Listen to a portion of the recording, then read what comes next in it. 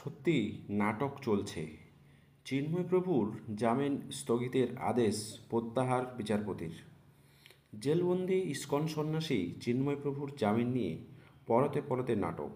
বুধবার 30শে এপ্রিল দুপুরে রাষ্ট্রদ্রোহী মামলা বাংলাদেশের হিন্দুদের ত্রাণকর্তা চিন্ময় প্রভুর জামিন মঞ্জুর করেছিলেন হাইকোর্টের বিচারপতি আতোয়ার রহমান ও বিচারপতি আলী রেজাকের বেঞ্চ। ওই জামিনের কথা জানতে পেরেই ঘুম উবে যায় ইউনিস সরকারের। তড়িঘড়ি জামিন স্থগিত রাখার আর্জি জানানো হয় আপিল বিভাগের চেম্বার বিচারপতি রেজাউল হকের কাছে। আর সরকারের সেই আর্জি মেনে চিন্ময়ের জামিন স্থগিত রাখেন বিচারপতি। একতরফা রায় নিয়ে সমালোচনা ও নিন্দার ঝড় উঠতেই নিজেদের আদেশ প্রত্যাহার করে নিয়েছেন জামায়াত ইসলামীর কোটায় বিচারপতি পদে নিয়োগ পাওয়া রেজাউল হক।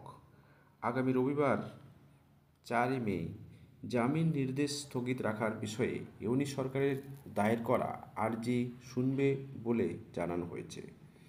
গত বছরের 5ই আগস্ট শেখ হাসিনা সরকারের পতনের পরেই বাংলাদেশ জুড়ে শুরু হয় হিন্দুর নিধনযজ্ঞ। নির্বিচারে লুট হয় হিন্দুদের বাড়িঘর, দোকান, ব্যবসায়িক প্রতিষ্ঠান, ভাঙচুর হয় মন্দির, প্রতিমা।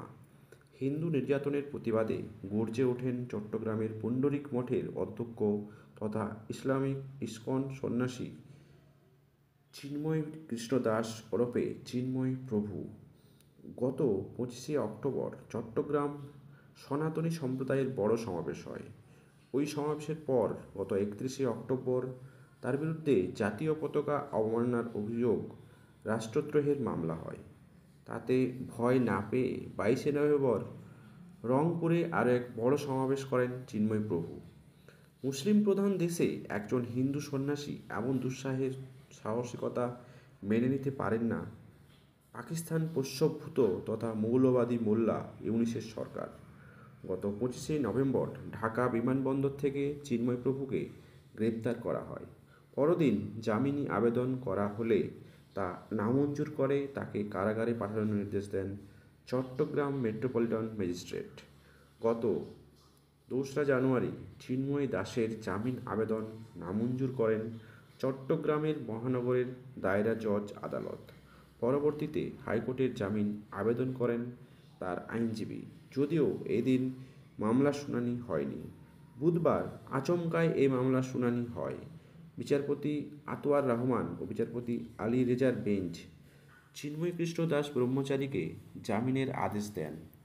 ওই নির্দেশের কথা জানতে পেরেই ইসকন সন্ন্যাসী মুক্তি রুখতে আপিল বিভাগের চেম্বার বিচারপতি তথা জামায়াত ইসলামীর আইনজীবী সেলের শীর্ষ নেতা রেজাউল হকের দ্বারস্থ হয় সরকার পক্ষ।